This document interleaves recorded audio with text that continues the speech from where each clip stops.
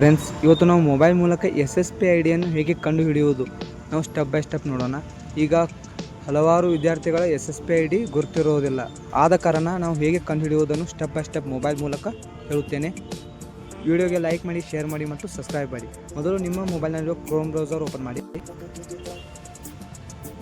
Next ಇಲ್ಲಿ SSP ಅಂತ type ಮಾಡಿ. ನೆಕ್ಸ್ಟ್ ಇಲ್ಲಿ ಫಸ್ಟ್ ವೆಬ್ಸೈಟ್ ಕಾಣುತ್ತೆ, ಇಲ್ಲಿ ಕ್ಲಿಕ್ ಮಾಡಿ.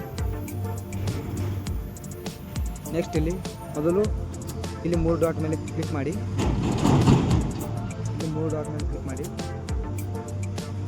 ಈ ಡೆಸ್ಕ್ಟಾಪ್ ಸೈಟ್ ಓಪನ್ ಮಾಡಿ. ಅಂದರೆ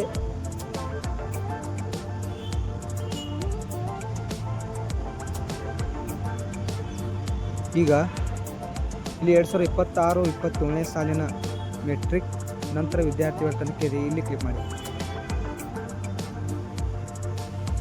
ನೆಕ್ಸ್ಟ್ ಇಲ್ಲಿ ಈ ಪೇಜ್ ಕಾಣುತ್ತೆ, ಇಲ್ಲಿ ಕೆನಾವ್ SSP ID ಅಂತ ಇದೆ,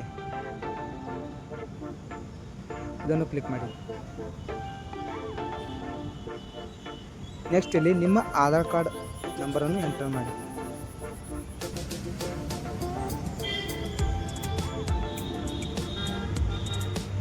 ನೆಕ್ಸ್ಟ್ ಬೆಸ್ಟ್ ಡೇಟಾ ಅಂತ ಇದೆ, ಇಲ್ಲಿ ಕ್ಲಿಕ್ ಮಾಡಿ.